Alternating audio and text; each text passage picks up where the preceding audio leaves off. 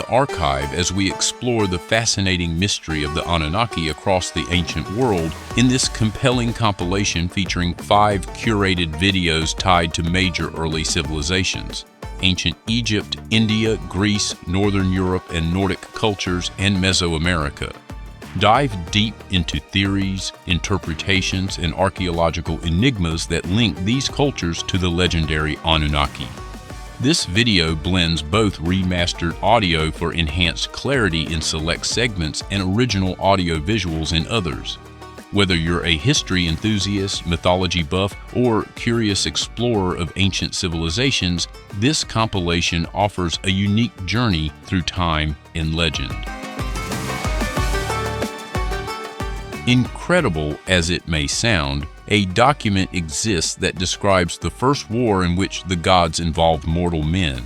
It is an inscription on the walls of the Great Temple at Edfu, an ancient Egyptian holy city that was dedicated to the god Horus. The inscription, remarkable for its geographical accuracy, begins with an exact date, a date not in the affairs of men but of the gods.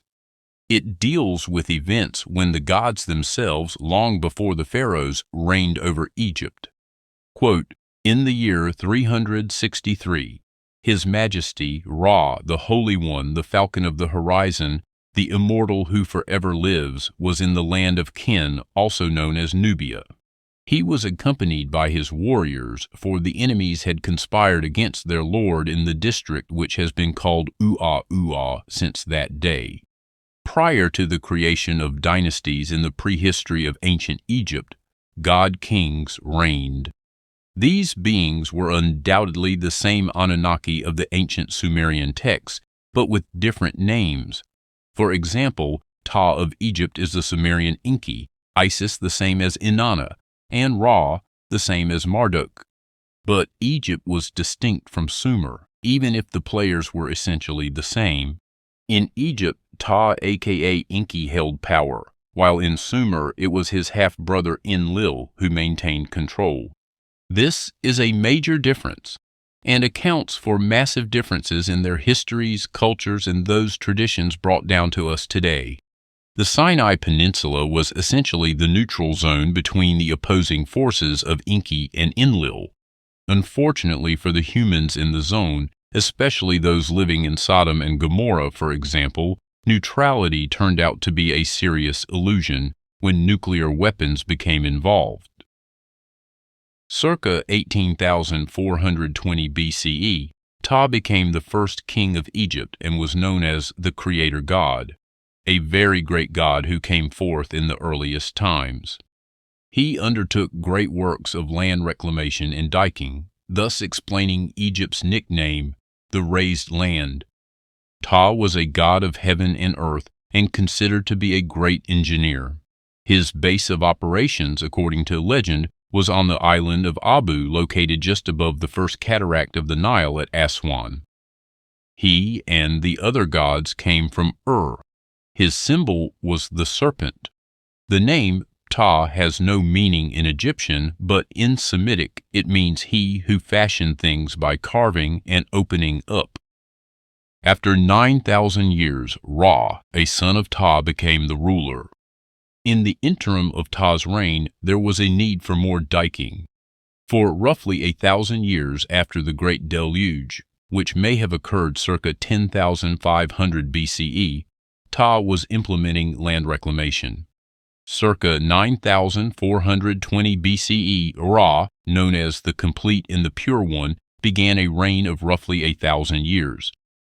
Ra is reputed to have also come to Earth from the planet of millions of years in a celestial barge, which was later kept at Anu, aka Heliopolis.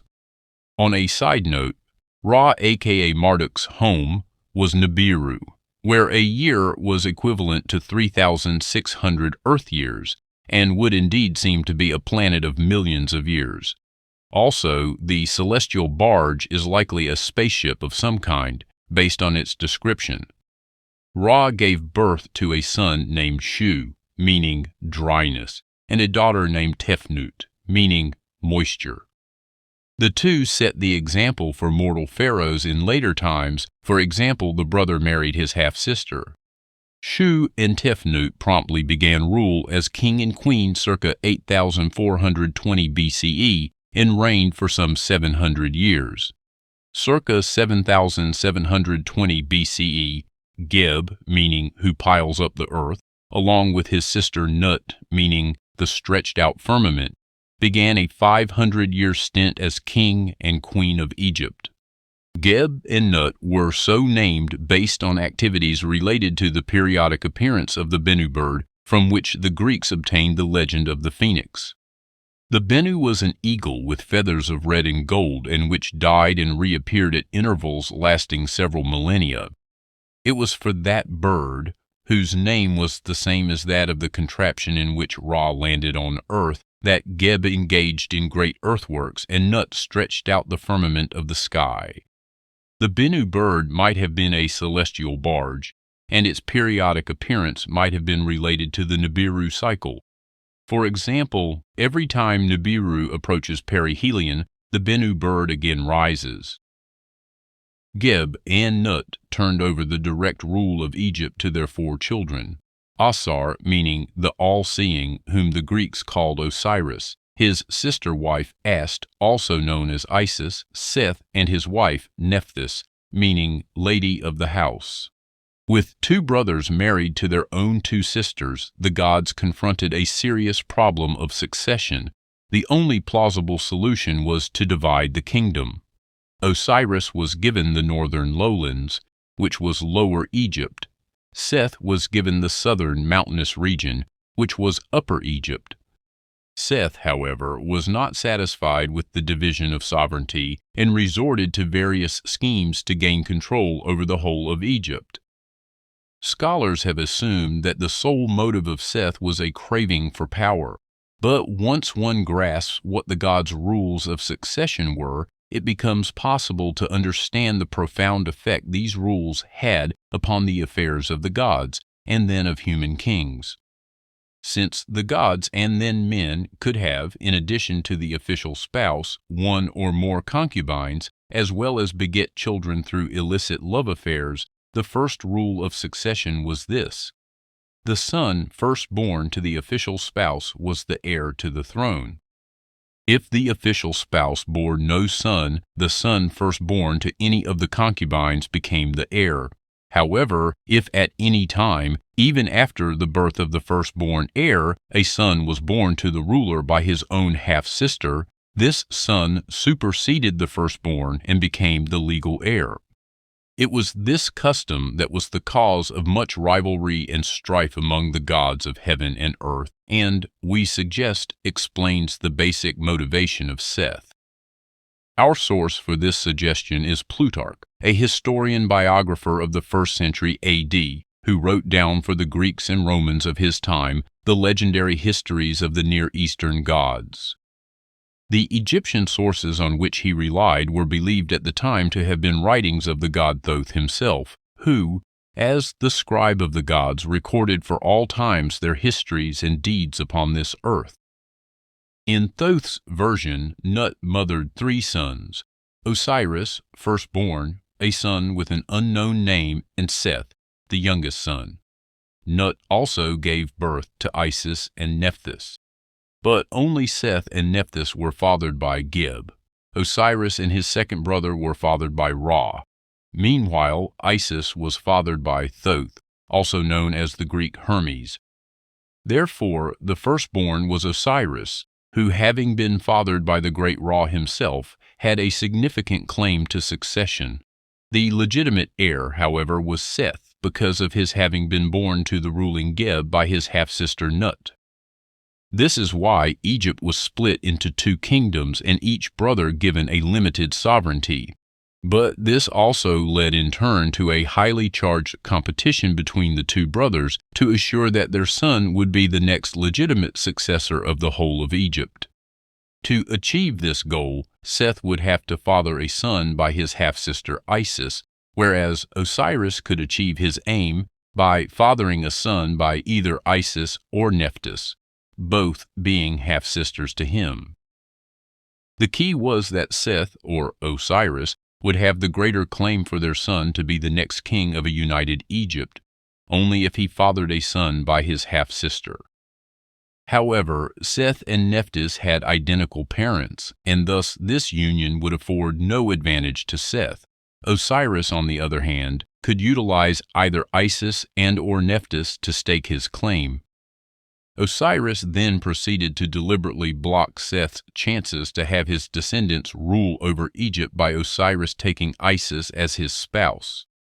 Seth then married Nephthys, but as she was his full sister, none of their offspring could qualify.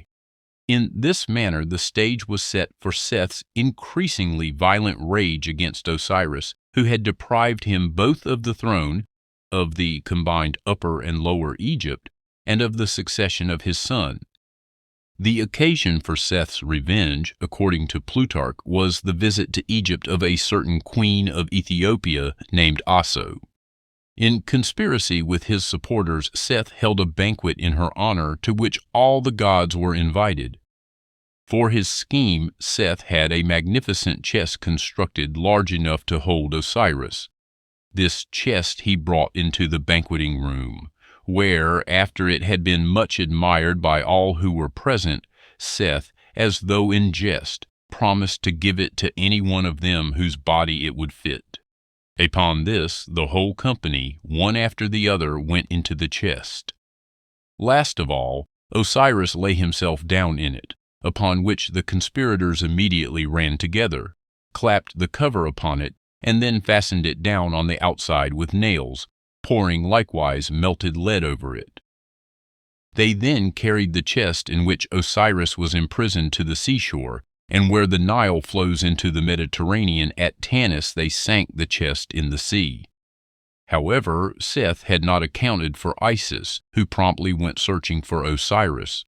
She found the chest near Lebanon, but before she could figure out how to resurrect Osiris, Seth found out that she had the chest, seized it, and cut up the body of Osiris into 14 pieces, which he scattered all over Egypt. Isis eventually found all of Osiris's parts except for his phallus. However, Isis managed to extract from the body of Osiris its essence, and thereafter self-inseminated herself with his seed. This led to her conceiving and eventually giving birth to Horus. For what were apparently obvious reasons, she hid him in the Nile Delta far from the eye of Seth. As a side note, it is important to understand many scholars believe that in this chronology of Osiris and Isis we find the analogues of the Immaculate Conception and messianic nature of Jesus that would later underpin the Christian religion. Meanwhile, with Osiris having apparently died without an heir, Seth promptly initiated the next step in his master plan and kidnapped Isis. This portion of the plan was to allow Seth to father a legitimate heir via his mating with Isis. Seth held her until she consented. It was starting to look good for Seth, but then Thoth turned up to help Isis escape. The only problem, however, was that when she returned to the swamps where Horus was hidden, she found him dying from a scorpion's sting. Then Isis sent forth a cry to heaven and addressed her appeal to the boat of millions of years. And the celestial disk stood still and moved not from the place where it was. And Thoth came down, and he was provided with magical powers and possessed the great power which made the word become deed. And he said, O Isis, thou goddess, thou glorious one, who had knowledge of the mouth, behold, no evil shall come upon the child Horus, for his protection cometh from the boat of Ra. I have come this day in the boat of the celestial disk from the place where it was yesterday. When the night cometh, this light shall drive away the poison for the healing of Horus. I have come from the skies to save the child for his mother. Horus was thus revived and some say immunized forever. Educated and trained in martial arts by goddesses and gods who sided with Osiris, Horus was groomed as a divine prince worthy of celestial association, and eventually appeared before the council of the gods to claim the throne of Osiris. Seth still had a plan, and using trickery, he attempted to plant his own seed in Horus, and thereby claim that Horus could only succeed him. Horus, however, had managed to catch the seed in his hand, and thus nullified Seth's claim. Meanwhile, Isis had taken Horus's seed into a cup and then sprinkled it on Seth's salad, such that after a healthy meal, Horus's seed was now in Seth. Thoth then checked that the semen Horus had caught in his hand was that of Seth, and at the same time that Seth indeed carried Horus's seed. Thus, Seth could only succeed Horus. Seth, of course, was not about to admit defeat and went to war to settle his differences. According to the Edfu temple inscription, the first face-to-face battle between Horus and Seth took place at the Lake of the Gods, thereafter known as the Lake of Battle. Horus managed to hit Seth with his divine lance. When Seth fell down, Horus captured him and brought him before Ra. His spear was in Seth's neck, and the legs of the evil one were chained, and his mouth had been closed by a blow from the club of the god. Ra decided that Isis and Horus could do with Seth and the other captured conspirators as they pleased. But as Horus began to slay the captives by cutting off their heads, Isis had pity on her brother Seth and set him free. There are several versions of what ensued, including one known as the Fourth Salier Papyrus, and, according to most, the release of Seth so infuriated Horus that he beheaded his own mother Isis, but the god Thoth put her severed head back in place and resurrected her. This incident is also reported by Plutarch. After his escape, Seth at first hid in a subterranean tunnel. After a lull of 6 days, a series of aerial battles ensued. Horus took to the air in a nar, meaning fiery pillar, which was depicted as an elongated cylindrical vessel equipped with fins or short wings. Its bulkhead contained 2 eyes which kept changing color from blue to red and back to blue. From the rear, jet-like trails were shown, and from the front, the contraption spewed out rays. The texts describe a battle that ranged far and wide, and the first to be hit was Horus, struck by a bolt of light from Seth's craft. The Nar lost one of its eyes, and Horus continued the fight from the winged disk of Ra. From out of this he shot a harpoon at Seth. Now Seth was hit. The great gods called a truce and once again summoned the adversaries before the council of the gods. We glean details of the deliberations from a text inscribed on a stone column by the pharaoh Shabako, circa 8th century BC, who stated that the text is a copy made from a very old leather scroll devoured by worms, which was found buried in the great temple of Ptah at Memphis. The council, at first, redivided Egypt between Horus and Seth along the lines of the division at the time of Osiris, but Geb had second thoughts and upset the decision, for he was concerned with the question of continuity. Who would open the body to successive generations? Seth, having lost his testicles, could no longer have offspring, and so Geb, Lord Earth, gave as a heritage to Horus the whole of Egypt. To Seth a dominion away from Egypt was to be given. Henceforth he was deemed by the Egyptians to have become an Asiatic deity. The council of the gods adopted the recommendations unanimously. Osiris had begun his reign of Lower Egypt circa 7220 BC and continued for some 450 years. Seth, who by the way was never shown without his animal disguise, had begun his reign of Upper Egypt circa 6870 BC and lasted for some 350 years. The meaning of Seth's name, incidentally, still defies Egyptologists, despite the name being identical to Adam and Eve's third son. It should also be noted that the 7 gods, from Ptah to Ra to Horus, reigned a total of 12,300 years. Horus took over the reins of kingship circa 6420 BC and held sway for 300 years. He was followed by 12 divine rulers, including Thoth and Mot, who ruled for a total of 1,570 years. They were followed in turn by 38 demigods who ruled for some 3,650 years, beginning circa 4,550 BC.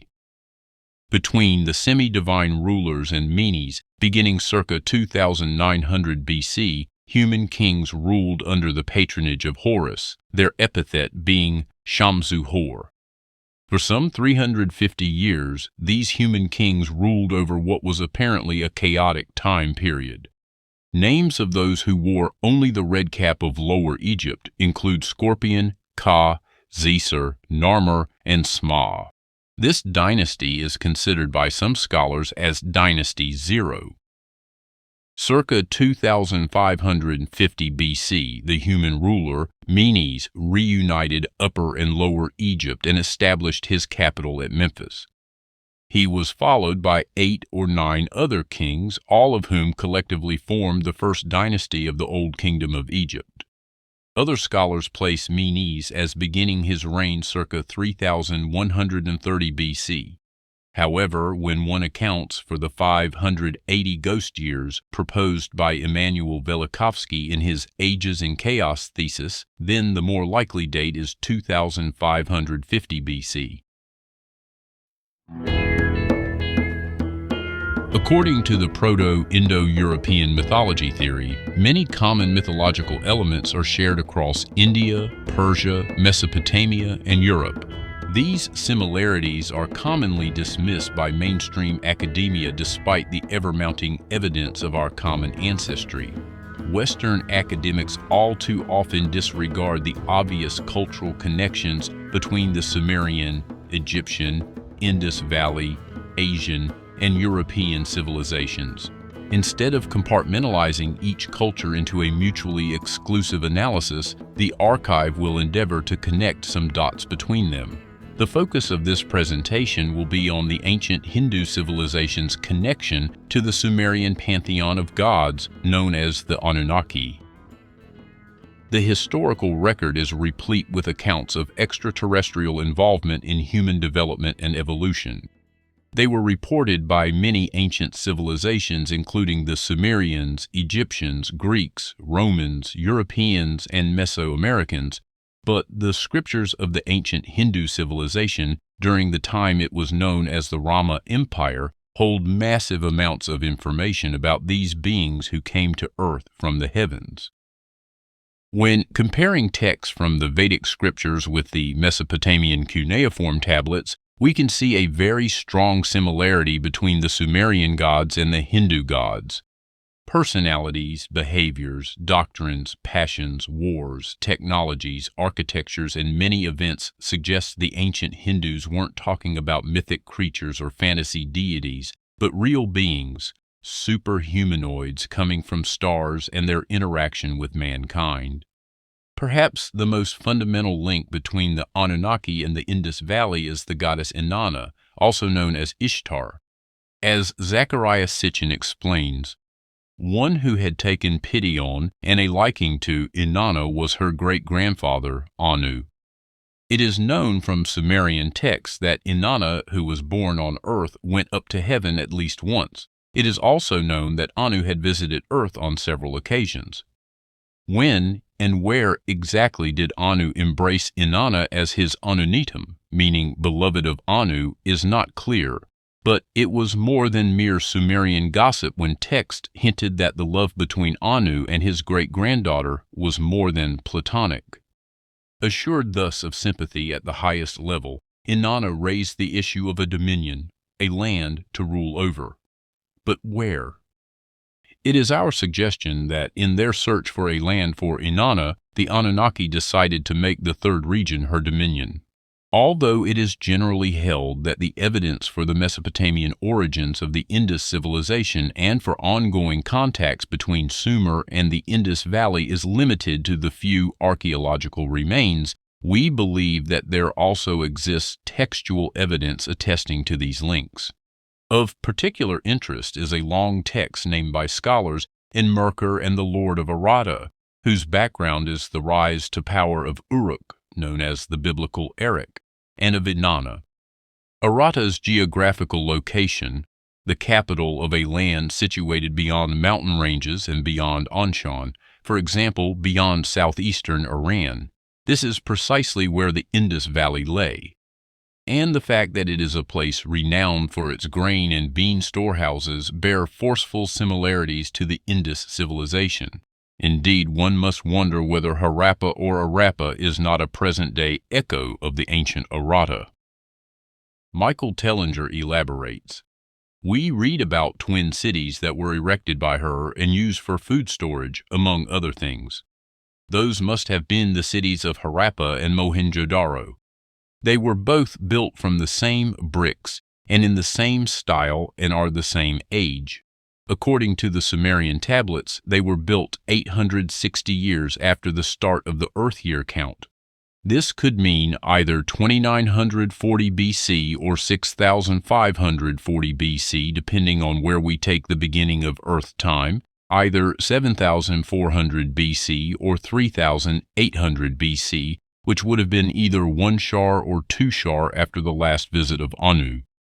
The Sumerian tablets go on to explain that Inanna was enticed by the prospect of residing in a grand temple at Sumer's city of Anu and became a commuting goddess, a working deity, so to speak, in faraway Aratta, but a resident in metropolitan Erech. She did the commuting by flying from place to place in her boat of heaven. Her flying about gave rise to many depictions of her as an aeronaut, and the inference from some texts is that she did her own piloting. On the other hand, like other major deities, she was assigned a pilot-navigator for the more demanding flights.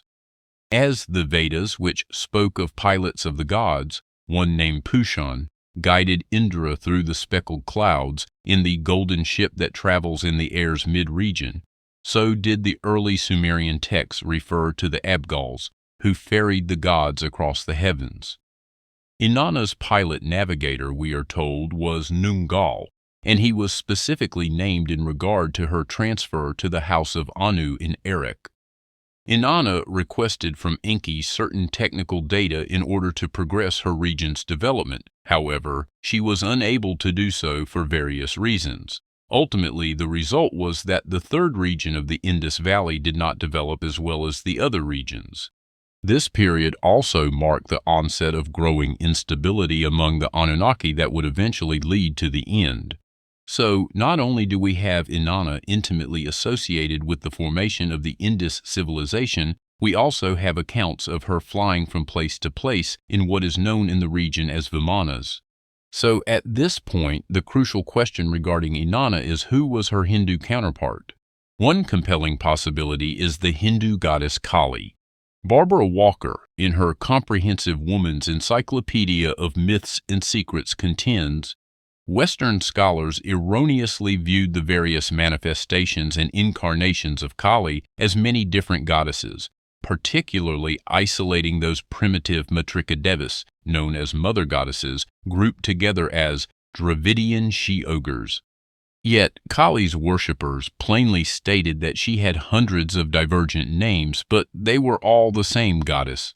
All were Kali Mahadevi, the great goddess, the same title she bore among Western pagans, Mother Earth, and is said to be interchangeable with Venus, as of course Venus is Inanna. The cuneiform tablets of Sumer display 8-pointed impressions to signify Inanna. Kali's magical diagram, or yantra, contains the 8-petaled lotus. Further, Inanna's powers as a goddess with her command of both the life-giving and life-taking aspects of the universe, in addition to the physical proximity of the Tigris and Euphrates rivers to the Indus Valley, tells us that Inanna and Kali are related not by coincidence. Kali is associated with Durga. Durga is Kali and Kali is Durga. Although worshipped in the two different forms, both Durga and Kali are representations of the same feminine Shakti. According to Hindu mythology, goddess Shakti, or the feminine power, was created by the culmination of energies of all the gods. In the later chapters of the Devi Mahatmyam, the story of two demons can be found who were destroyed by Kali. Chanda and Munda attack the goddess Durga. Durga responds with such anger that her face turns dark and Kali appears out of her forehead. Kali's appearance is black, gaunt with sunken eyes, and wearing a tiger skin and a garland of human heads. In the Christian religion, we find the concept of the Holy Trinity. However, like many other concepts in the younger religions, the concept of a holy triad is much older than the Bible. The Trimurti, the sacred Hindu triad formed by Brahma, Vishnu, and Shiva, is identical to the Sumerian Anunnaki triad of Anu, Enki, and Enlil. Brahma, the grandfather, is the god who rules from the sky. Vishnu is the creator, the preserver, the life engineer, and Shiva is the destroyer. As the fish avatar in Lord of Wisdom, Vishnu can be considered synonymous with Enki, and in fact, one of the incarnations of Vishnu, the Matsya, or fish avatar, is identical to the Sumerian Enki. The legend of the Matsya avatar who alerted humankind of an impending planetary deluge and chose one righteous man, Vaivasvatu Manu, the Hindu Noah, to construct a boat or ark and place within it representatives of the various species on Earth to protect them from drowning, is identical to the legend of Enki, who saved humanity from the Great Flood by instructing Ziusudra, the Sumerian Noah, to build an ark and save himself and the world's animals and plants from destruction. Shiva seems to correlate best to Enlil. In Sanskrit literature, he's depicted as the one who is eternally pure, or the one who can never have any contamination of the imperfection of Rajas and Tamas. Similarly, Enlil despised the crossbreeding between the Anunnaki and the humans. Shiva is the most feared god of Hindu cosmogony. He's the one that destroyed the 3 cities of the Asura demons that seemingly correspond to Sodom, Gomorrah, and possibly the Babel Tower. He's also the god that provided powerful weapons to other gods and warriors. Now, the archive fully understands that a good argument can be made that these correlations can be reversed. In other words, Enki could be Shiva and Enlil could be Vishnu. This is especially the case when analyzing Shiva's trident correlation to Enki. Even so, we can all probably agree that the Sumerian Enki and Enlil have compelling connections to the Hindu Trimurti.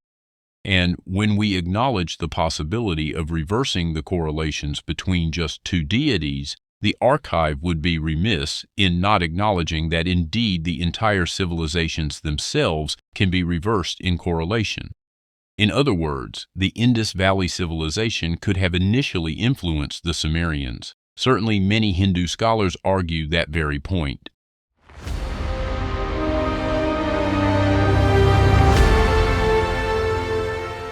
Kronos is possibly the most famous of the Titans, as he was the king and leader of his brothers fighting against Uranus and eventually the Olympian gods. Born of Uranus and Gaia, he was the youngest of their offspring and perhaps the most powerful. Kronos eventually gains power by overthrowing his father. He and his sister Rhea took the throne as king and queen and ruled during a golden age. Kronos would later lose his throne to his son Zeus. The Greek god Kronos seems to compare well with the Mesopotamian god An or Anu, who belongs to the oldest generation of gods and was originally the supreme deity of the Babylonian pantheon. Consequently, his major roles are as an authority figure, decision maker, and progenitor. In heaven, he allots functions to other gods and can increase their status at will. In the Sumerian poem Inanna and Ibi, Inanna claims that An has made me terrifying throughout heaven. On earth, he confers kingship, and his decisions are regarded as unalterable. Later on, Anu came to share or cede these functions, as Enlil and subsequently Marduk rose to prominence, but he retained his essential character and high status throughout Mesopotamian history. There are no certain anthropomorphic representations of An or Anu. His symbol is a horned crown, sometimes shown resting on a throne. His animal is the bull. According to Hesiod, Kronos sired 6 children by Rhea: Hestia, Demeter, Hera, Hades, Poseidon, and Zeus in that order. Gaia and Uranus told Kronos that just as he had overthrown his own father, he was destined to be overcome by his own child. So as each of his children was born, Kronos swallowed them. Rhea, Uranus, and Gaia devised a plan to save the last of them, Zeus. Rhea gave birth to Zeus in Crete and gave Kronos a stone wrapped in swaddling clothes, which he promptly swallowed. Rhea hid her infant son Zeus in a cave on Mount Ida, concealing his whereabouts from his father. Insofar as Rhea was the wife of Kronos and mother of Poseidon and Zeus, her Sumero-Akkadian counterpart seems to be Antu. She was the first consort of Anu, and the pair were the parents of the Anunnaki. However, a deeper comparative analysis is not feasible, because the ancient record is scant with information on this deity. Zeus, also known as Jupiter, was the god of the sky and ruler of the Olympian gods. As mentioned earlier, he overthrew his father, Kronos, and then drew lots with his brothers Poseidon and Hades in order to decide who would succeed their father on the throne. Zeus won the draw and became the supreme ruler of the gods, as well as lord of the sky and rain. His weapon was a thunderbolt, which he hurled at those who displeased or defied him, especially liars and oath breakers. Sometimes Anu is argued to be Zeus's counterpart as supreme sky god and impartial ruler, but Anu was an antecedent god in Sumero-Akkadian culture. Marduk is sometimes associated with Zeus as well. In Babylonian astrology, Marduk was connected to the planet known to us as Jupiter. As the ruler of the late Babylonian pantheon, he was later equated with the Greek god Zeus, the Greek equivalent for Jupiter. Thus, the planet was eventually given the name for the Roman deity who occupied Marduk's position. But at the end of the day, the god Enlil seems to fit better as Zeus's counterpart as a punitive storm god, heir to Anu's throne on Nibiru, like Zeus to Kronos. Enlil was the god of the atmosphere and a member of the triad of gods completed by Anu and Enki. Although Anu was the highest god in the Sumerian pantheon, Enlil had a more important role as the embodiment of energy and force and authority. After Anu, Enlil was the most powerful of the Mesopotamian gods. He was keeper of the tablets of destiny, which contained the fates of gods and humanity, and much like Zeus, was considered an unstoppable force whose decisions could not be questioned. Poseidon, also known as Neptune, is the god of the sea and protector of all aquatic features. After the overthrow of Kronos, he drew lots with his brothers to share the universe. He ended up becoming lord of the sea. His weapon was a trident with which he could make the earth shake, causing earthquakes and shatter any object. He was second to Zeus in power amongst the gods. Enki seems to be Poseidon's most likely Sumerian counterpart. In Sumerian culture, Enki is heavily connected to the concepts of fertility and creation. This is often represented by water. Enki, however, is lord of all waters, both salt and sweet, that come from deep below the earth's surface. Ancient images of Enki show rivers flowing from his masculine shoulders. The rivers depicted are thought to be the Euphrates and Tigris rivers that flow through Mesopotamia and signify his gift of fertility to the land. Like Poseidon, Enki was a very powerful god and had the assistance of mystical beings at his service. Legends describe an assortment of creatures, such as mermaids, giants, and even demons that aided Enki in his earthly endeavors. Aphrodite, also known as Venus, is the daughter of Zeus and Dione in the Iliad, which prefers not to evoke the divine succession myth. Elsewhere, Aphrodite is born from the severed genitals of Uranus, which fall into the sea after Kronos castrates his father and takes his place. She is the goddess of beauty, sexual attraction, and generation in all living creatures. Ishtar, also known as Inanna, is Aphrodite's likely Babylonian counterpart. As goddess of both fertility, human, animal, and plant, and warfare, she is the highest-ranking Babylonian goddess. Apollo is the son of Zeus and the goddess Leto.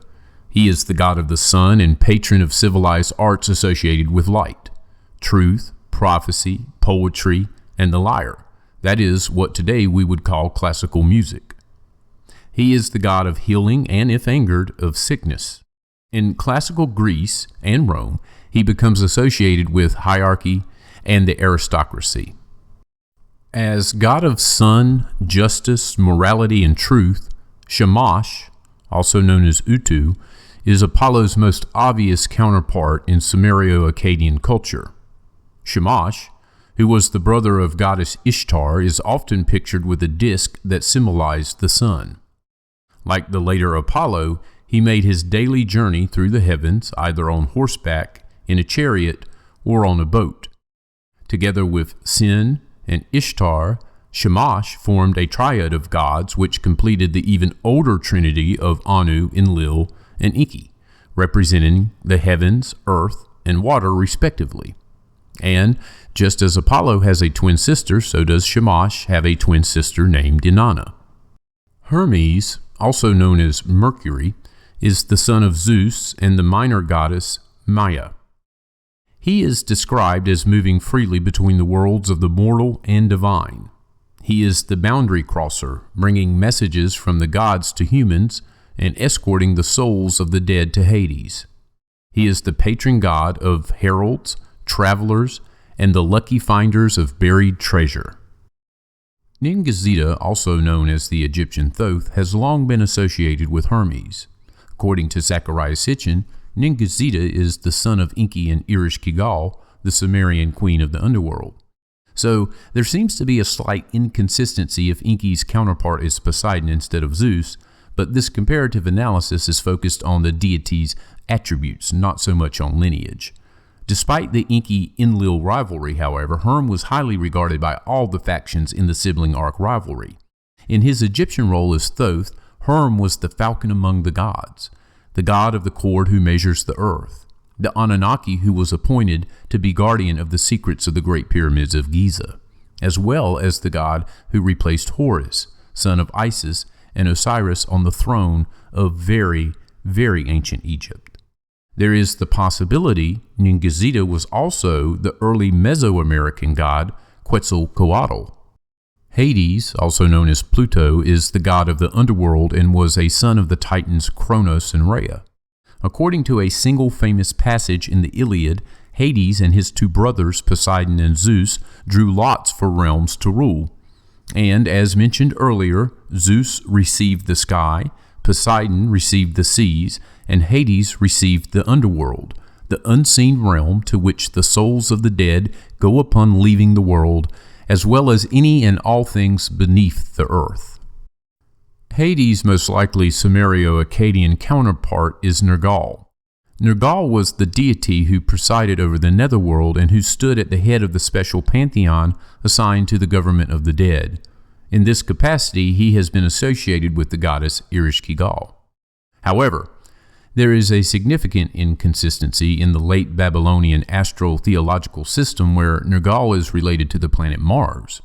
As a fiery god of destruction and war, Nergal seemed an appropriate choice for the red planet, and he was equated by the Greeks to the war god Ares, hence the current name of the planet. Hades' wife was Persephone, and Ereshkigal is Persephone's most likely Sumerian counterpart as Queen of the Dead and ruler of the Netherworld. Before we close out, we'll cover a few more brief comparisons. Hera, also known as Juno, Queen of the Gods, is the goddess of marriage and legitimate rulers. Ironically, her own marriage was far from perfect, and she was often angry at Zeus's infidelities. She aided the Greeks in their war against the Trojans, partly because she was offended by the judgment of Paris, and partly because Paris adulterated the marriage of a Greek king. One of Hera's most likely Sumerio-Akkadian counterparts is Ninkurzak. Demeter, also known as Ceres, is the goddess of agriculture. She is an extremely important goddess in Greek and Roman culture, but she does not play a large role in the epics of Homer or Virgil. Demeter's likely Sumerio-Akkadian counterpart is Ningal. Athena, also known as Minerva, daughter of Zeus, was normally the executor of Zeus's will. She was goddess of wisdom, victorious war, strategy, and the craft of weaving. Zeus swallowed Metis, whose name means craftiness or counsel, while she was pregnant with Athena. A few months later, Zeus had a dreadful headache and Athena sprang out in full armor. She carries Zeus's Aegis, a goat-skinned shield with Gorgon head meant to terrify mortals with whom Zeus is angry. Like Hera, Athena's Sumerian Akkadian counterpart could be Ninkurzag. Ares, also known as Mars, son of Zeus and Hera, is god of war. He delights in battle, in hacking with swords, piercing with spears, trampling with chariots, and burning with fire. He is not associated with victory or with stratagem, but merely with war per se. In Rome, he is a much more important god, second only to Jupiter, and he has agricultural as well as military associations. Ares has a few potential Sumerian Akkadian counterparts. Ishkur, Ninurta, and as mentioned earlier, Ningal all have similarities with Ares. So, there you have some of the more prolific comparisons between the Greek and Sumerian pantheons of gods. Of course, there are potential different correlations than the ones presented. As such, feel free to post additional comparative analyses in the comments section. The Anunnaki presence on Earth has spawned and permeated every major ancient civilization since the last Ice Age. Our longtime viewers are likely familiar with the Archives Anunnaki Gods series that provides comparative analysis of the Sumerian pantheon of gods with the cultures of Egypt, India, Meso America, and Greece. All these civilizations were the result of the interactions between two off-world factions from the same homeworld named Nibiru. At the height of their presence on Earth, there were 600 of them, and they were led by two brothers, Enki and Enlil. The lineage of these two brothers is generally agreed upon as they first appear in the Mesopotamian records. And for the most part, the equivalencies of these Mesopotamian gods in other ancient cultures are well settled and agreed upon. However, there is one ancient culture that serves as an exception. The Norse culture of Scandinavia has been bypassed for the most part when it comes to comparative analysis with the Anunnaki. When most folks hear the word Norse, it brings to mind the pantheon of gods that have become closely associated with the Vikings. But the Viking Age lasted only from the late 8th century CE to the mid-15th century CE. This comparative analysis covers a period that goes much further back, before the Nordic Bronze Age, which emerged around 1700 BCE. It is this period of Scandinavian prehistory where we can begin making connections to the Anunnaki. Indeed, even Zecharia Sitchin did not go into any great detail about this time period in this region as it related to the Anunnaki presence on Earth. The good news is the archive has come across at least one researcher who has put forth a rather compelling treatment on this subject matter. Thomas Ashmore was a U.S. Air Force Special Intelligence analyst who published a fascinating article in Nexus magazine in 2014 explaining how the Norse gods fit in the Anunnaki puzzle.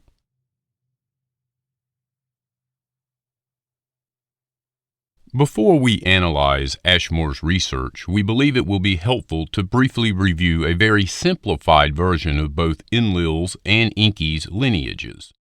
We begin with Anu and Antu. They had 4 children, Enki, Enlil, Ninmah, and Ba. Enlil was designated senior commander on Earth and ruler of the upper world, which consisted of Europe and Mesopotamia. Enki was designated senior scientist and ruler of the lower world, which was Africa. These two brothers went by many other names in other cultures. Enlil was known as El in Canaanite, Ahura Mazda in Persian, Shiva in Indo-European, Zeus in Greek, Jupiter in Roman, and Yahweh in Biblical Hebrew. Enki was known as Ea in Akkadian and Babylonian, Nudimmud in Sumerian, Owens in Hittite, Ta in Egyptian, Vishnu in Indo-European, Poseidon in Greek, and Neptune in Roman. Expanding Enlil's lineage, we can see that he fathered Ishkur, Nannar, and Ninurta, and Nannar begot Utu and Inanna. On Enki's side, we can see that he fathered Marduk, Ningizida, Dumuzi, and Nergal. We also note Marduk's son Nabu. The genealogy of the Sumerian pantheon of gods is technically much more complicated than this, but for the sake of simplicity, we are focusing on the gods who played a direct role in the events that led us to the creation of Norse mythology. As Ashmore points out, perhaps one of the very first questions someone might have is, how could the Anunnaki have been known by and have interacted with all these various civilizations over such a long period of history? The short and simple answer is that they had extremely long lifespans. One common perception that is based on the orbit of their homeworld Nibiru posits that every 3,600 years on Earth was equal to just one of their years.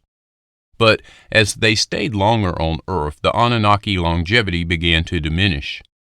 And according to the tablets, at least one, Marduk, died a natural death. His body was preserved with oils and encased in a coffin in Babylon. His body was even viewed by Alexander the Great in 331 BCE. As indicated by the tablets, his lifespan on Earth would have been around 331,000 years.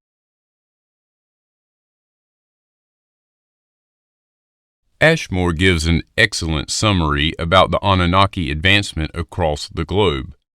Quote, as humanity's population grew and spread out across the planet, the Anunnaki offspring from the original two leaders, Enki and Enlil, also grew. The Anunnaki Senior Council headed by Anu decided to grant lordships to their offspring in new areas. Enlil became the overlord of Asia and Europe, and Enki the overlord of Africa. The Sinai and the lands of what is now Israel were handed over to Ninmah, one of the two sisters of Enlil and Enki. The new lands of western South America, now known as Bolivia and Peru, became the province of Enlil and his sons, while the northern and eastern areas of Central America, Mexico including the Yucatan, became the province of Enki and his sons.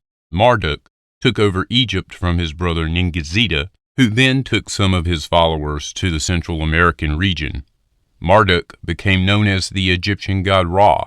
Ningizida became known as Kukulkan to the Mayans, and Quetzalcoatl to the Toltecs, and later the Aztecs. End quote. The mission of the Anunnaki on Earth was to gather gold and transport it back to their homeworld in order to help resolve an atmospheric catastrophe.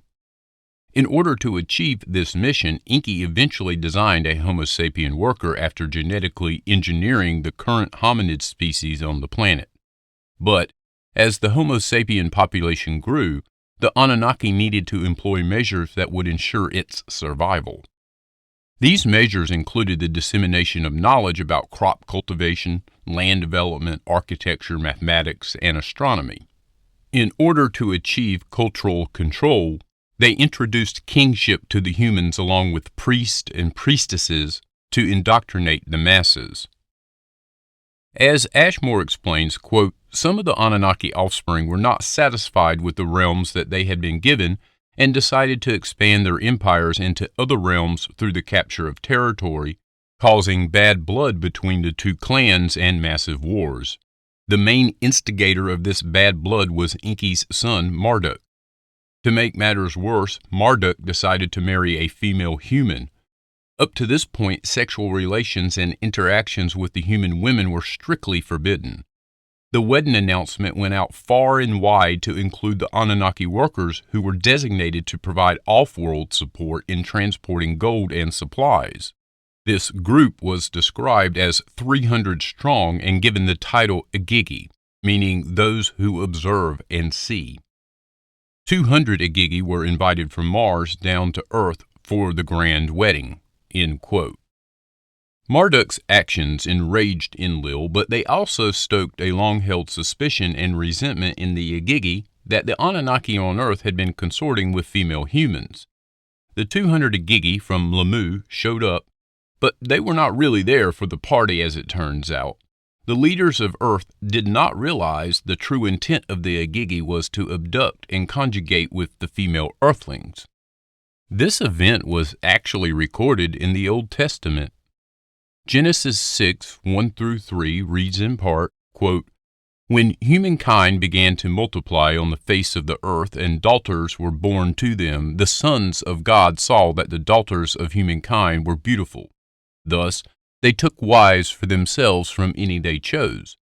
The Nephilim were on earth in those days, and also after this, when the sons of gods were having sexual relations with the daughters of humankind, who gave birth to their children. They were the mighty heroes of old, the famous men." End quote. The natural conclusion here is that the Igigi were the Nephilim in the Bible. Enlil ordered the Igigi and their families back to Lamu, but Marduk informed them that survival on Mars was no longer possible.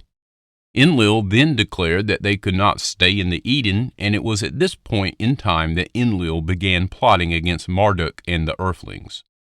The Igigi, now banished by Enlil, became followers of Marduk and Enki. Thus, the die was cast for succeeding events that would eventually lead to a northern migration of the Marduk clan.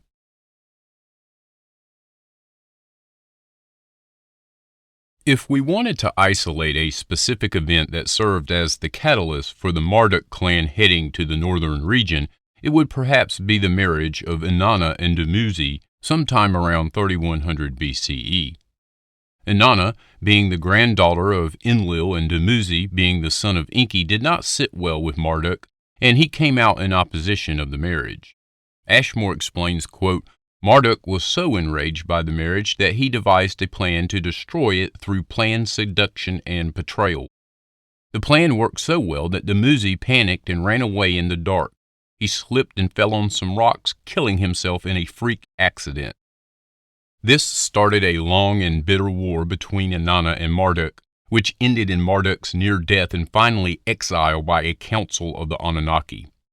The texts do not say where he went during his exile, but during this time he was known to the Egyptians as Amun-Ra, the unseen. We know from the text where he could not go, because many parts of the earth had been divided up. The places taken at the time were areas around the Mediterranean, Africa, Mesopotamia, Persia, India, and Central and South America." End quote. Sitchin in the Lost Book of Enki gives us a hint as to where Marduk may have headed. Quote, "With Sarpanit and Nubu to a land of no return he departed, to a place where horned beasts are hunted with wife and son he went." End quote. Ashmore concludes that Enki took his son Marduk and the Igigi followers with their spouses to northern Europe and the Scandinavian lands, and that Enki became Odin and Marduk became Thor of Norse mythology. The Igigi became all the other gods and goddesses in Norse mythology, numbering in the hundreds. Norse mythology is primarily attested in dialects of Old Norse, a North Germanic language spoken by Scandinavian people during the European Middle Ages and the ancestor of modern Scandinavian languages. Most of these Old Norse texts were created in Iceland, where the oral tradition stemming from the pre-Christian inhabitants of the island was collected and recorded in manuscripts. This occurred primarily in the 13th century. These texts include the Prose Edda, composed by Snorri Sturluson, and the Poetic Edda, a collection of poems from earlier traditional material anonymously compiled. According to Ashmore, quote, "It can be gathered from the prose that there were slightly fewer than 300 gods and goddesses worshipped by the ancient Norse people in what is now Scandinavia. The description of the chief god Odin fits almost exactly with the Sumerian description of Enki. Odin was a seeker and giver of wisdom, fitting well with Enki the scientist. There were two god tribes, the Aesir and the Vanir, and Odin was the father god of the Aesir. These tribes sound much like the Anunnaki and the Igigi caste. The prose indicate that the two tribes quarreled and warred with each other. There is precedence in this from the Sumerian Assyrian tablets. The story is complicated, but there was bad blood between Marduk and some of the Igigi due to an internal rivalry between two Igigi brothers who married two of Marduk's daughters. One brother ended up killing the other in jealousy over his rise to prominence under Marduk. It was a true family catastrophe and laid the lines for both Igigi and Marduk followers to take sides and hold bitter resentments. Although the two stories, Norse and Sumerian, of the causes of bad blood are somewhat different, the similarity is that in both stories the underlying cause is a goddess wife spreading suspicion and strife in support of her own rise to power. This could well explain the stories of the Aesir and Vanir tribes of gods quarreling and warring in later times. According to the Norse prose, eventually the divinities became weary of fighting and decided to call a truce. End quote. Thor was the first son of Odin, which matches up with the lineage of Marduk and Enki. Through archaeological evidence, the veneration of Thor can be traced back as far as the Bronze Age, and his cult has gone through numerous permutations across time and space.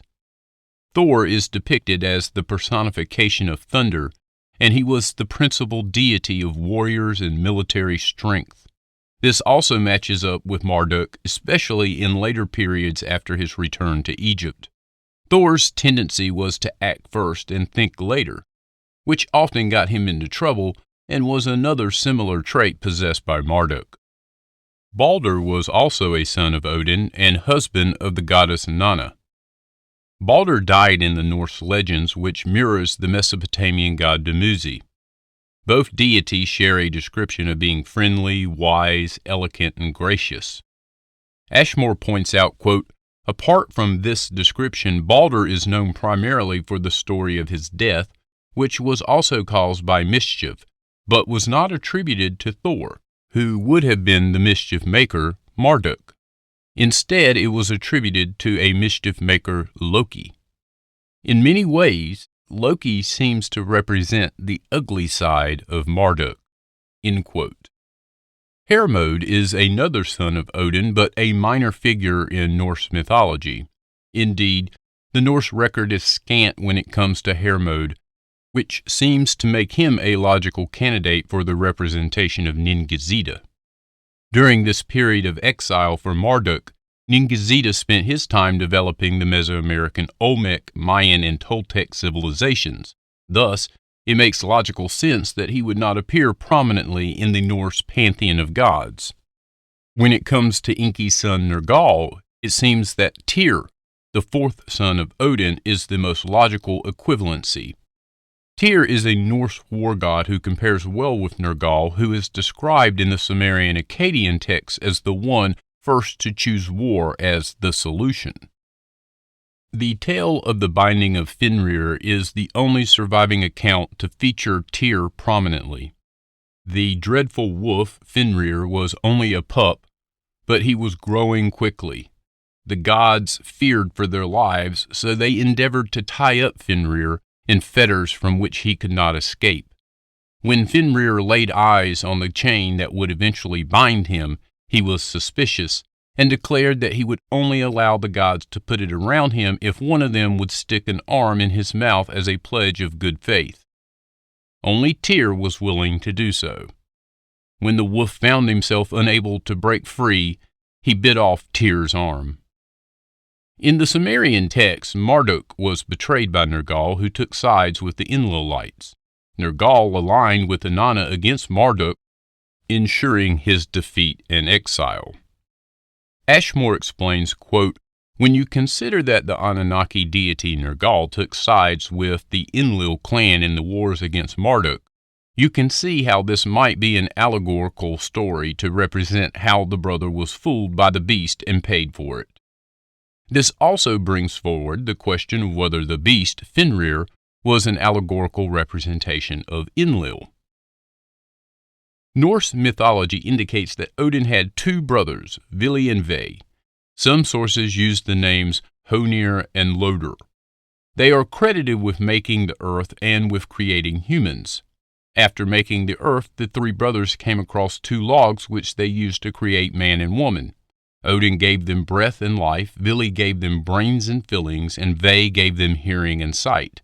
Vili, Honir, may represent Enlil, but in Sumerian texts there's no second brother of Enki.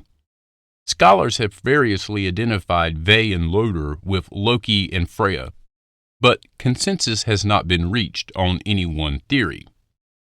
The story of Odin's creation of the first man and woman fits well with the story of humanity's creation in the Sumerian text. However, instead of a story of logs, the tablets go into great detail about Enki's genetic manipulation and experimentation, which involved combining some of the Anunnaki's own DNA with the DNA of the Homo erectus ancestors found in southeastern Africa. Although this took an extremely long time to perfect, it explains completely the unexplained evolutionary jump in mankind from simple creatures to the Sumerian civilization, practically overnight in evolutionary terms. In this way, Enki/Odin did in fact give life and breath to the first man and woman. Enlil, on the other hand, commanded the cities of the Sumerian civilization. He organized the teachings of all the knowledge to pass on to the new humanity. This was out of necessity as much for the benefit of the Anunnaki. They had to teach a growing population how to take care of itself. Thus, he assigned teachers for all the necessities of a growing civilization. In essence, he was the one who gave them, as the Norse creation story expressed, brains and fillings. End quote. After an undetermined period of time, Marduk was pardoned by Anu sometime before 2000 BCE. According to Zechariah Sitchin in the Lost Book of Enki, quote, "From lands from the north, lands where great horned beasts are hunted, Marduk before his father Enki and his grandfather Anu came. Nabu, his son, with him was." End quote. Ashmore posits that the references to the north and great horned beast support the position that Marduk was exiled to the northern European region of Scandinavia, where the large red deer and elk are so plentiful. After Marduk's pardon, he returned to rule over Egypt as the god known as Ra. Marduk was still pissed with Ningizida, who had taken over during his exile.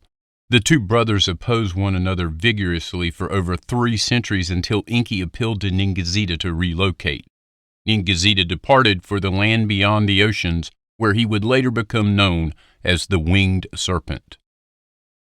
Ashmore summarizes, quote, "Marduk essentially returned to his previous ways of conquering new lands and fighting against the Enlil clan for more and more power. The wars continued and even worsened, but there came a time when everyone had had enough. Marduk eventually won out to get what he wanted, the position of supreme ruler. He set himself up in Babylon, which he had built. The Igigi followers were present for his inauguration, supporting the proposition that they followed him back out of the northern regions. Enlil and his clan left to complete their work in the lands beyond the sea. This refers to the metallurgy works at what is now known as Tiwanaku and Pumapunku alongside Lake Titicaca in Bolivia. Eventually, the order went out for all to leave Earth completely. According to Sitchin's calculations, this happened over a period between 610 and 560 BC, end quote.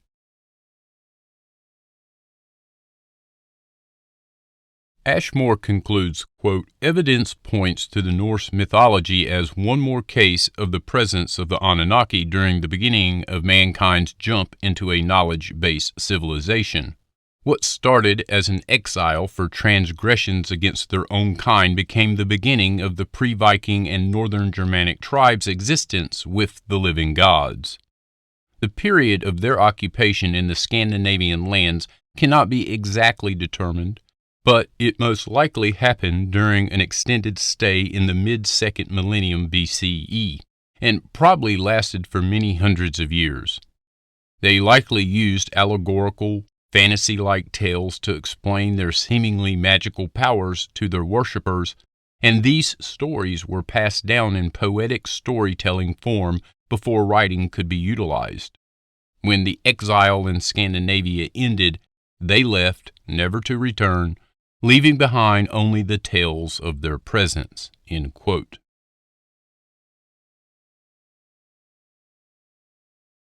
Zecharia Sitchin makes the best arguments for the South American connection in his book, The Lost Realms. Sitchin attributes the influx of gods and men into the Americas to the Anunnaki, where in the Western Hemisphere the so-called mythological gods are named, for example, Viracocha or Quetzalcoatl, with Viracocha quite possibly equated to the Sumerian Ishkur, Inanna's twin brother, also known as the storm god, while Quetzalcoatl might well be the Sumerian Ningishzida and or the Egyptian Thoth. What follows, therefore, is the histories of those lost realms, ancient histories in which we find numerous connections with much of what had transpired half a world away. As discussed earlier, around 25,000 BCE, give or take a few thousand years, the mainstream contends humans make their first appearance in the New World arriving from Asia across an icy land bridge to Alaska. The alternative view is that about 16,000 BCE they came by boat, took up residence, found work and or suitable locations for temples and mines, and according to many of these legends may have arrived initially at Cape Santa Helena in Ecuador. In 15,608 BCE, the beginning of the age of the first sun, the age of white-haired giants, or the age of Viracochas. According to the Codex Vaticano Latino 3738, the first sun lasted 4,008 years. The end of the first sun came about because of a great catastrophe, in this case the deluge. In 15,000 BCE, the Kalasasaya, a rectangular enclosure measuring some 450 by 400 feet, is constructed. It is delineated by a series of vertical stone pillars named the Standing Pillars.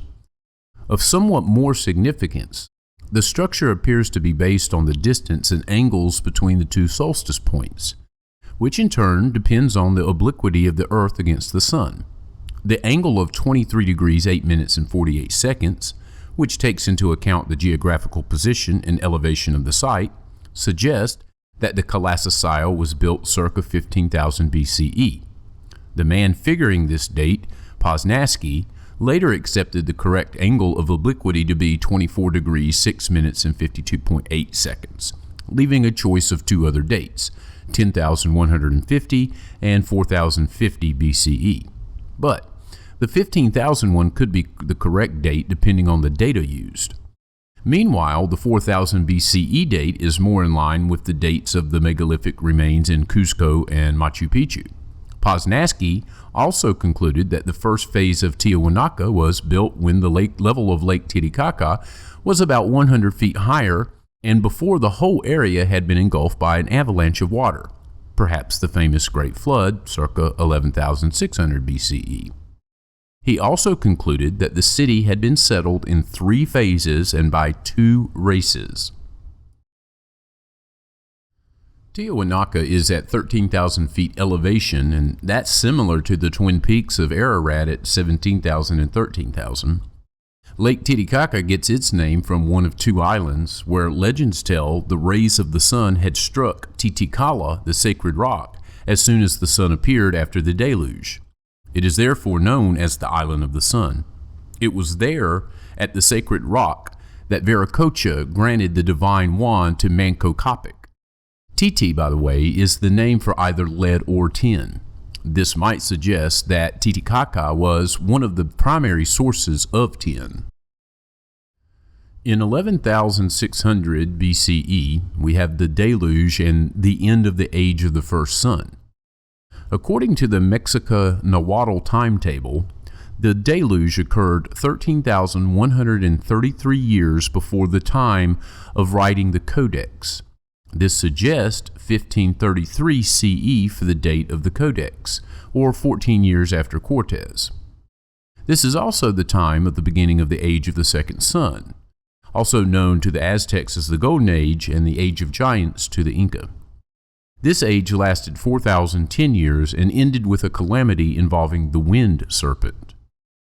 In 11,000 BCE, the Paleolithic shifts to the Mesolithic era in the Near East. The ages of man, according to Greek and biblical sources, were the stone, clay, gold, silver, bronze, and iron.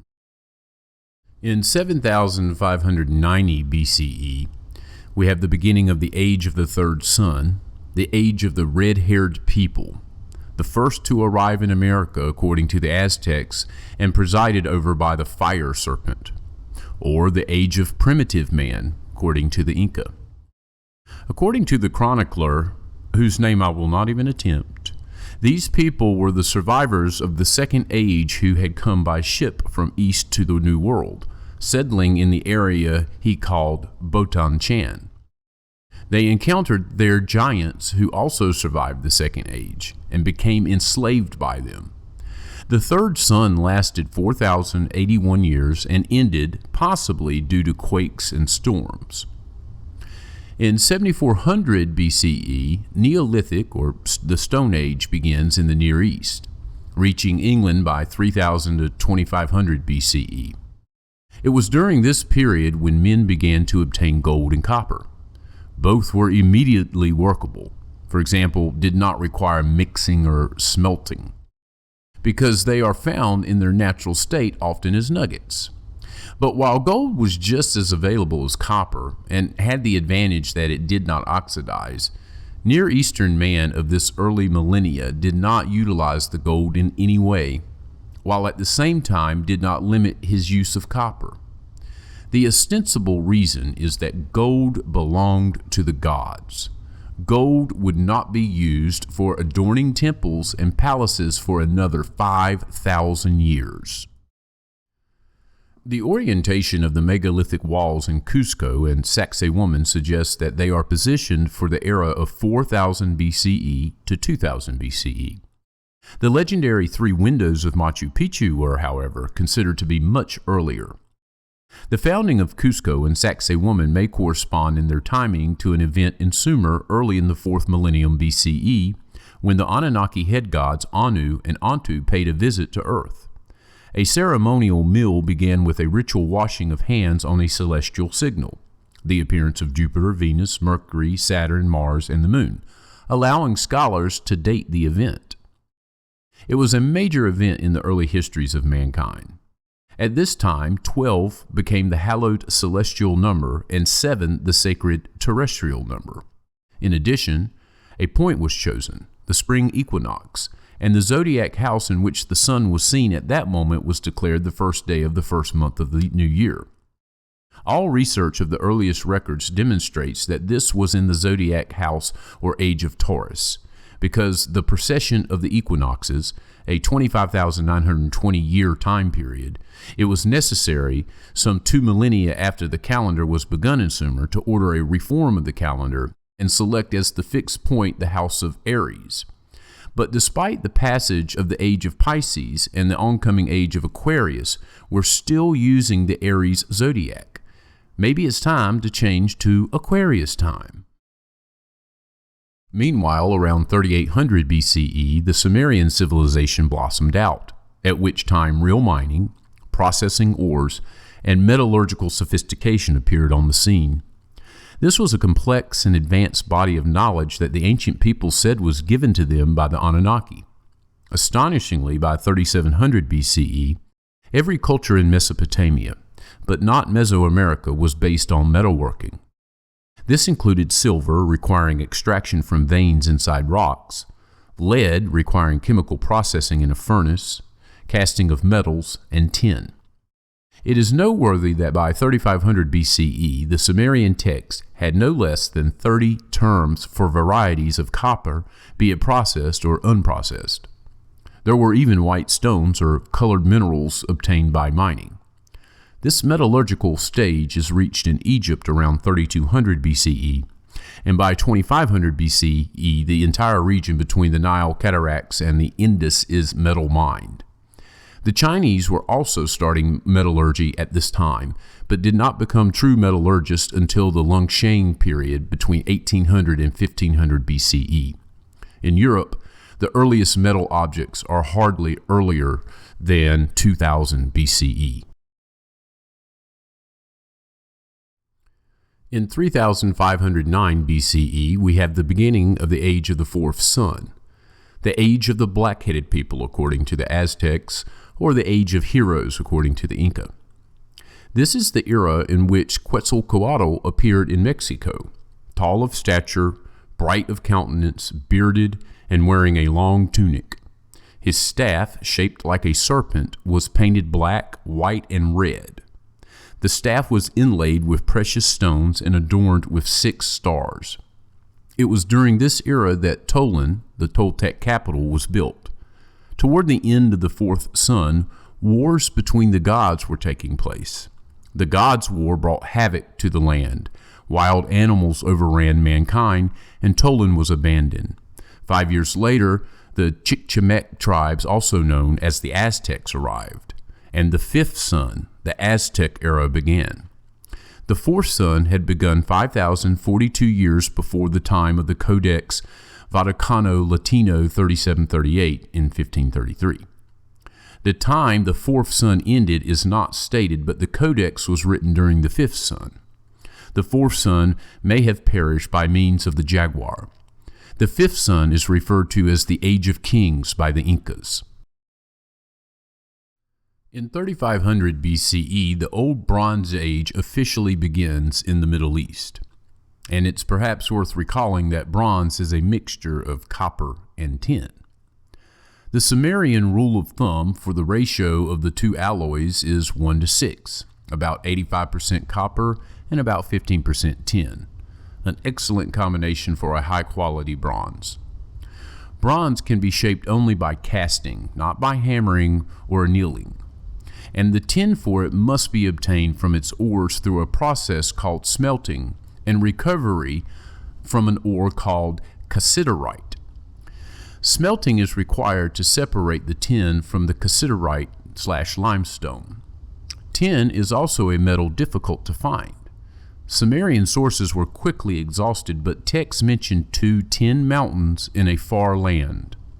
In some legends, Inanna may have had to transverse mountains to find its place.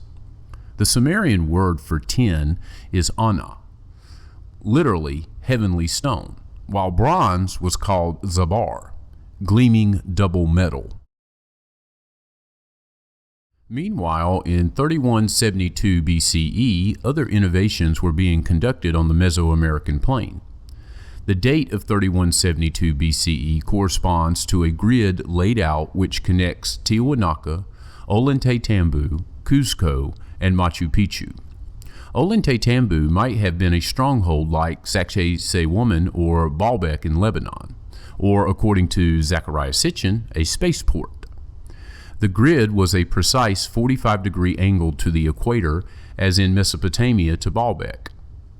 The Anunnaki first anchored a landing corridor on some outstanding geographical feature, for example, Mount Ararat, then inclined the corridor at a precise 45-degree angle with the equator. In post-diluvial times, when the spaceport was in the Sinai Peninsula and the landing place for airborne craft at Baalbek, the grid followed the same exact pattern. August 13th, 3113 BCE, is the enigmatic day 1 of the Mayan calendar's long count.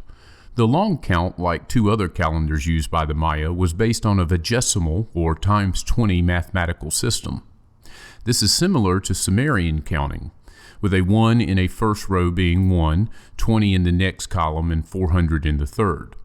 The roots of the African Olmec's arrival, according to Sitchin, must be sought in the mysterious beginning date of the long count. In 3100 BCE, the Sun Temple was built at Heliopolis in Egypt. Between 2900 and 2800 BCE, Enki, also known as Oannes, builds Stonehenge I, approximately the time of the Neolithic arriving in England. Stonehenge I was fairly simple compared to later Stonehenges. In 2600 BCE, the great surge into the Bronze Age in Sumeria slowed down at this time. Dwindling supplies of tin could be seen in the lowering of the percentage of tin in bronze, down to as little as 2%. This implied a distinct lessening of the quality of the bronze. More tin was needed. A search team was organized for the purpose of finding a better supply of tin. 500 years after Point Zero, the Mayan Day 1, 4 Ayar brothers and 4 sisters were sent to find Cuzco with the aid of a golden object. One was Perua Manco, whose sister bore him a son, Manco Capac. Manco was the first Inca, and the builder of the temple of the great god Viracocha. He established a line of 62 kings which ruled at Cuzco, and which included 16 semi-divine rulers, sons of the sun god of which Manco was the first, and 46 priest kings. All Andean legends of beginnings commence on the shores of Lake Titicaca, at a place called Tiwanaku. Cuzco had been established by the children of the sun, who had been created and instructed at Lake Titicaca by the creator god Viracocha.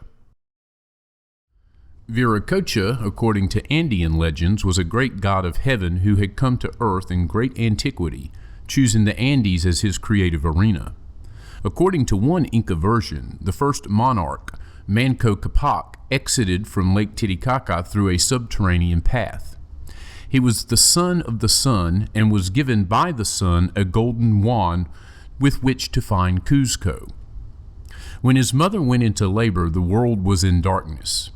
When he was born, there were lights and sounding trumpets, and the god Pakhakamak declared that the beautiful day of Manco Capac had dawned. Another version claims that the true ancestors of the Incas were immigrants from somewhere else who had arrived in Peru by sea. In this version, Manco Capac was the son of a sailorman, a king called Atua, who had arrived on the Peruvian coast with 200 men and women and disembarked at Rimac. From there they went to Ica and thence to Lake Titicaca, the place from which the sons of the sun had governed the earth. Manco Capac sent his followers in 2 directions to find those legendary sons of the sun. He himself wandered many days until he came to a place that had a sacred cave. The cave was artificially hewed out and was adorned with gold and silver. Manco Capac left the sacred cave and went to a window called Capac Toko, meaning royal window. As he came out, he was dressed in golden garments he had obtained in the cave, and by putting on those garments, he was invested with the kingship of Peru. It is noteworthy that the different versions involve the arrival from a distant shore by way of the sea, a trek with proper tools to find the critical resources, and then a reward for one having hewed out the cave or mine. Plus, it was all about the gold and a sacred cave. Around 2500 BCE, according to wholly unrelated sources, Indo-Europeans may have crossed the Pacific and settled on the peninsula of Santa Elena, now Ecuador, which, with its nearby La Plata Island, juts out into the Pacific. This is the name-lap tale of the first settlements, what is called a Valdivian phase, and supposedly occurred before the 2 waves of African giants and Mediterranean bearded ones. In this connection, it is worth noting that stone tablets found in the northern Andes show a hero wrestling and defeating 2 lions with his bare hands. Such a tale is similar, of course, to those attributed to Gilgamesh around 2900 BCE, and later Hittite versions. Of course, there are no lions in South America. These arrival tales are not only vastly different from the silly across an Arctic land bridge by families looking for homesteads, but they also hint at the fact the various immigrations were inspired by different members of the Anunnaki, the latter who were often at odds with one another. This, of course, did not bode well, with peace being a natural offshoot in the Americas. Approximately 2200 BCE, an abrupt change occurred as the Middle East charges into the Middle Bronze Age. This shift of ages was due simply to the quality of bronze returning to its previous heights. In other words, the search for tin had been successful, and there was now enough tin to make the kind of bronze of which the gods could be proud. Sitchin thinks the sudden new source was Lake Titicaca. It is conceivable that they were mining gold there at an earlier time and then added tin to their exports at this time. This may be the Tin Mountains previously mentioned. Bolivia is still a major source of the world's tin. In fact, in only 2 places has tin ore been found in its original lodes, Cornwall and Bolivia. The area southwest of La Paz and east of Lake Pupo shows archaeological signs of reduced or recovered and melted tin along with bronze of 88% copper, similar to ancient bronzes of Europe and the Near East. The sites appeared to be from extremely ancient periods. In fact, some of the earliest examples of bronze artifacts in South America appear to have been based on Old World shapes and Old World technologies. One might mention that the 3 great civilizations of the Old World, Sumeria, Egypt, and the Indus Valley, arose in fertile river valleys. Tiwanaku does not fit this pattern and is a very inhospitable, non-agriculture place.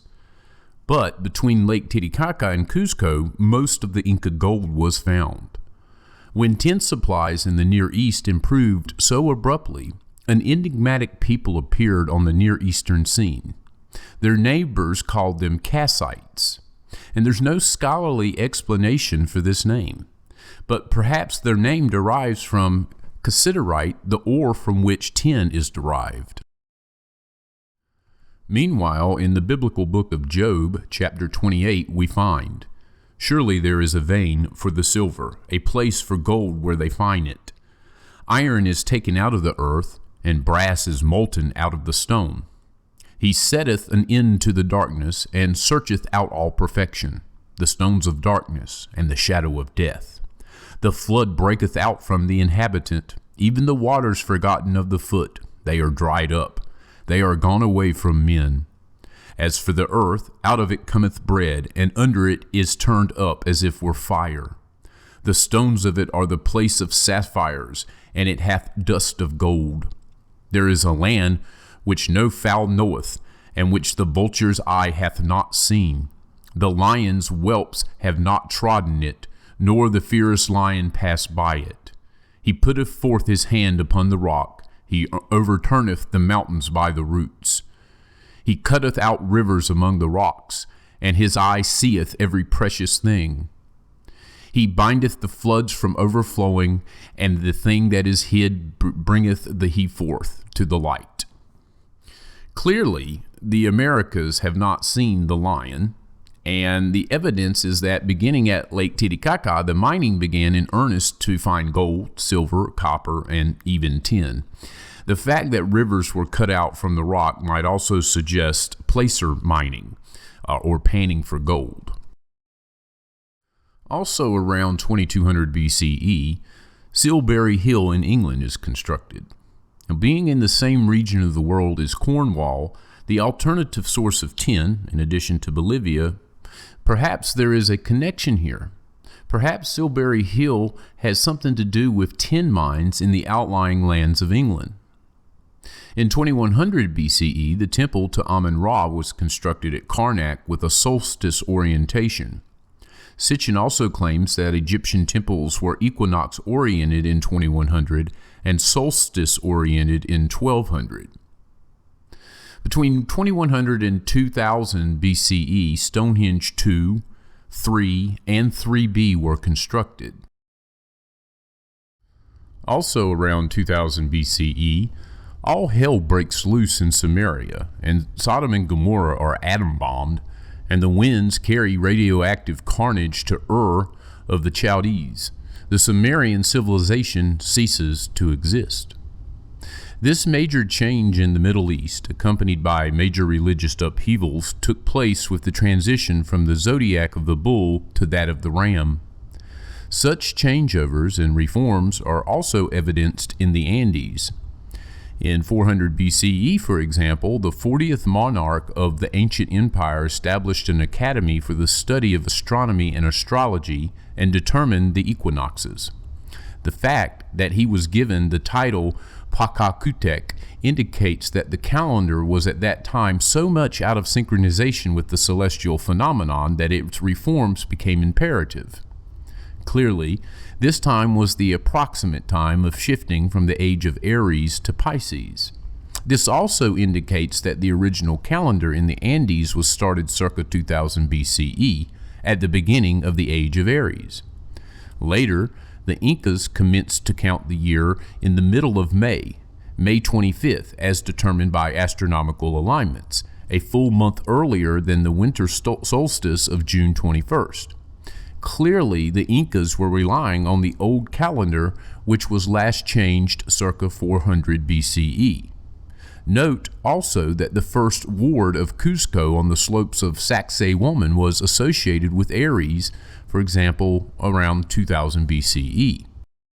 Meanwhile, back in Babylon, which lies sufficiently north of Sumeria to avoid the clouds of radioactivity, in the second millennium BCE, temples began requiring a triple alignment. The alignment consisted of one to the new zodiac, that of Aries, one alignment to matching 4 solar points, and the most important of which in Babylon was the spring equinox, and the third alignment to the lunar period. In Egypt, at the beginning of their civilization, the triple alignment was to combine a stellar aspect, the brightest star being Sirius, with a solar event, the summer solstice, and with the annual rising of the Nile. This triple coincidence happens only once in about 1,460 years, suggesting that the Egyptian point zero, when its calendar count began, was circa 3200 BCE.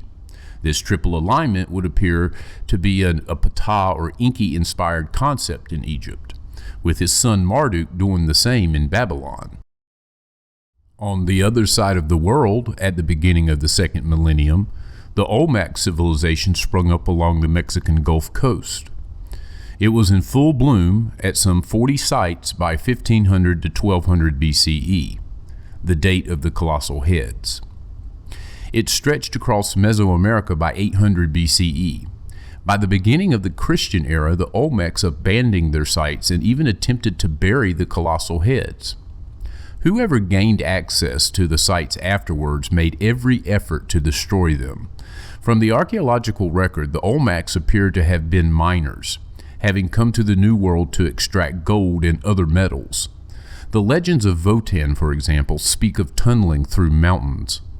Votan, whose emblem was the serpent, a descendant of the Guardians, of the race of Can, came from a land called Chivam.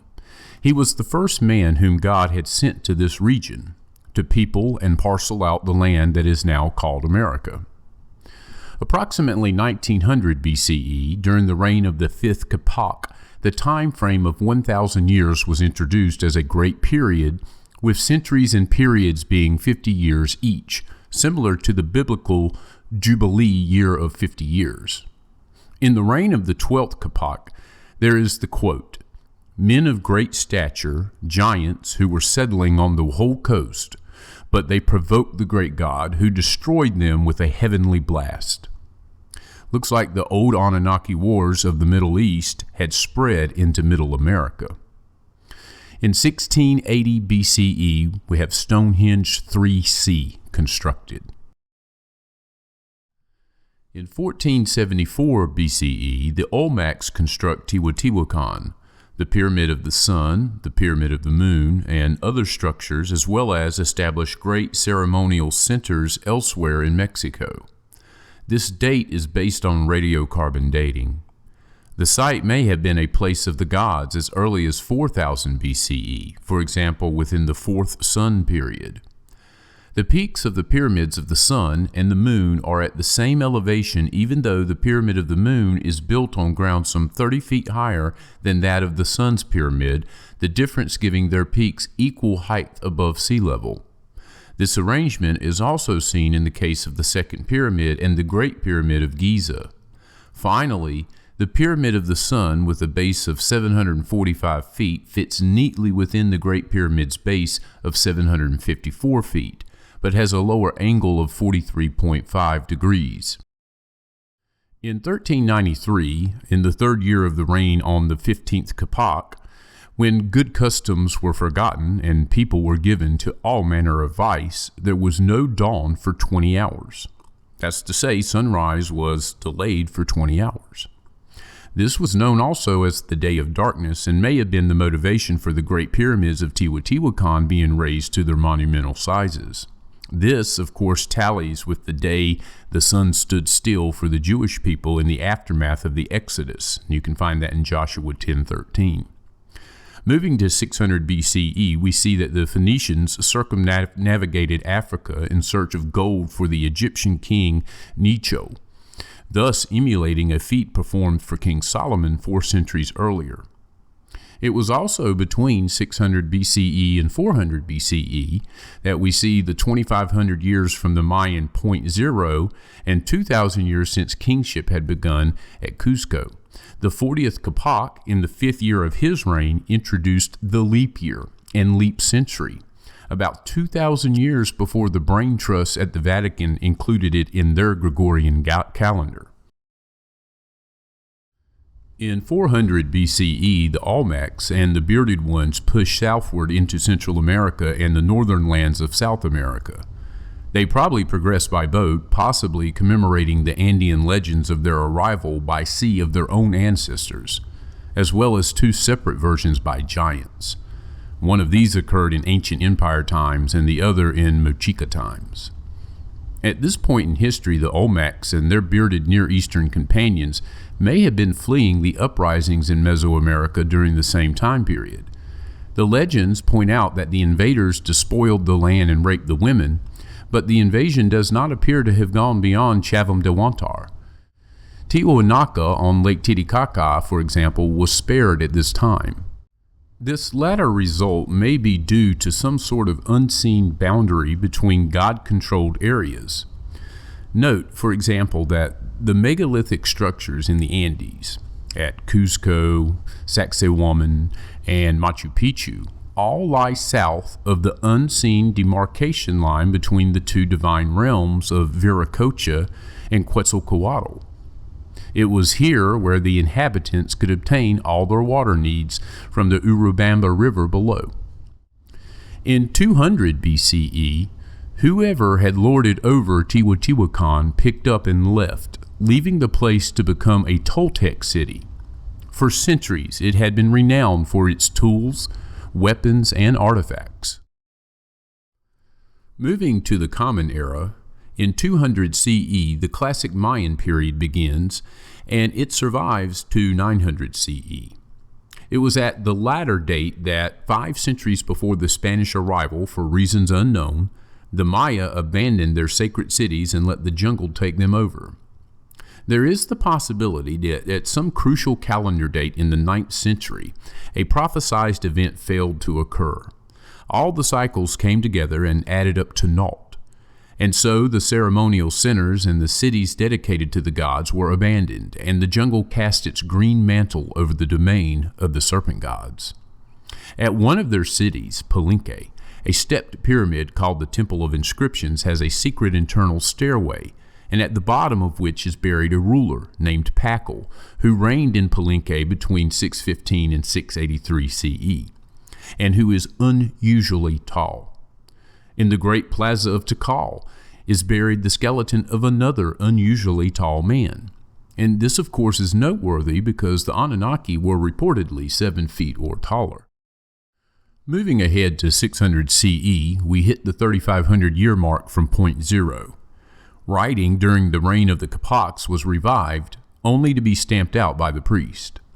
In 700 CE, the Toltecs packed up and left Teotihuacan, leaving it a desolate place, and established Tolan as the Toltecs' new capital, which is now called Tula, 50 miles northwest of Mexico City.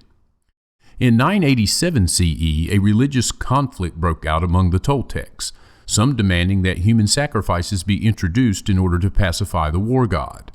The Toltec leader left Tolan with his followers and migrated eastward, emulating the earlier legendary departure of the divine Quetzalcoatl.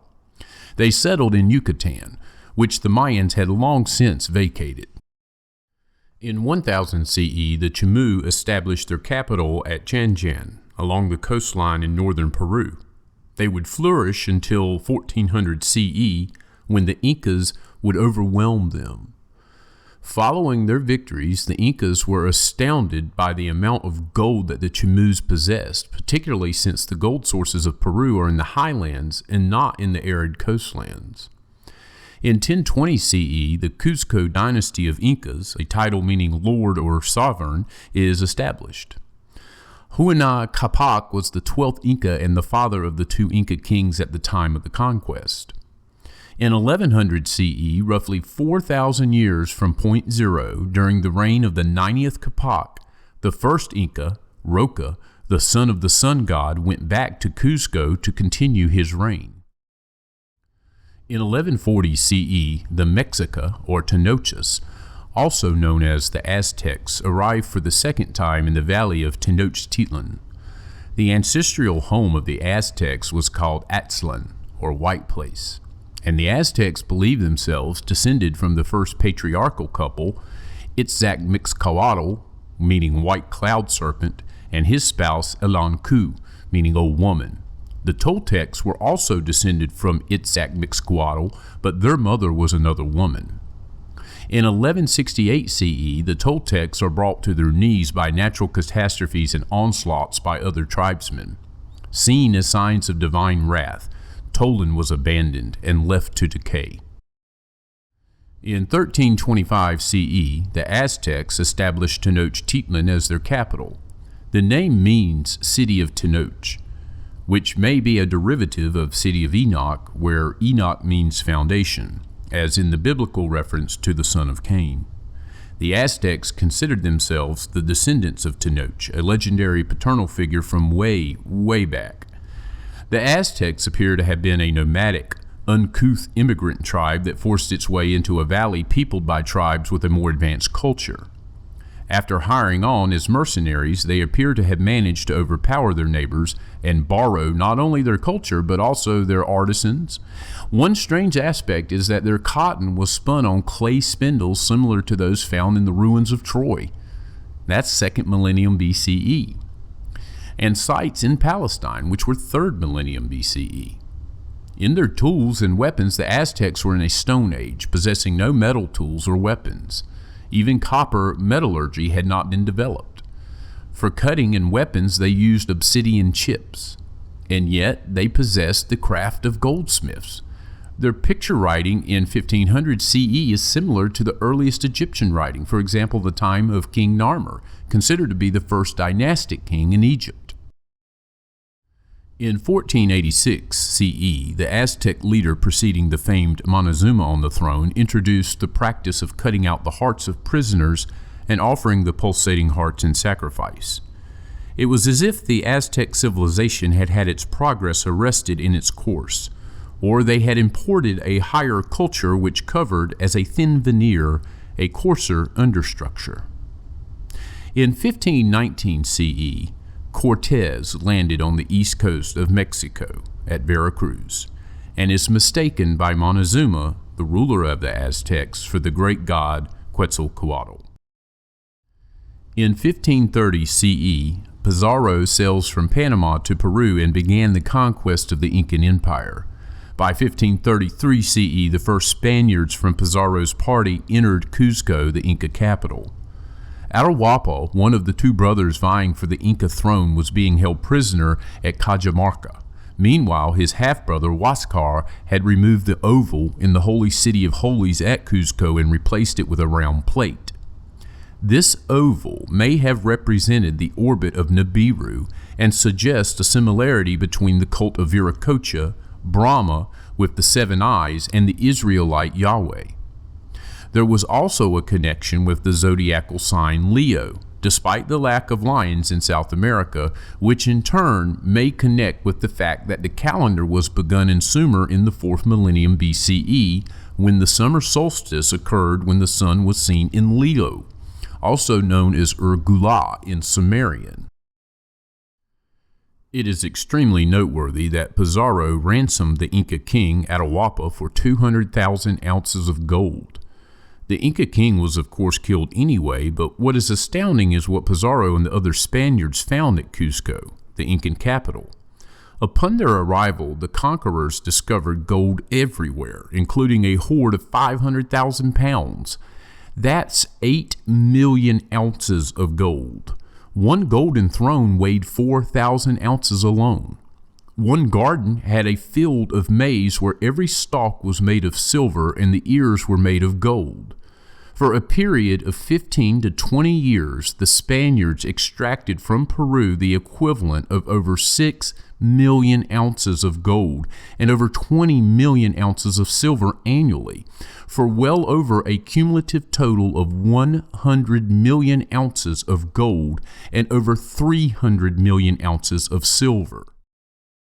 Astoundingly, still to this day, gold seekers are looking for El Dorado. This is because the priest of the Temple of Pacacamac between Lima and Loren allegedly hid their gold from Pizarro. The additional hoard of gold was thought to be a main treasure trove, but this gold was never recovered, and many think it still exists in the area. It is known, for example, that literally tons of gold were tossed into Lake Titicaca by the natives in order to avoid letting the Spaniards have it. The gold was, according to the natives, sacred to the gods, and perhaps it still is.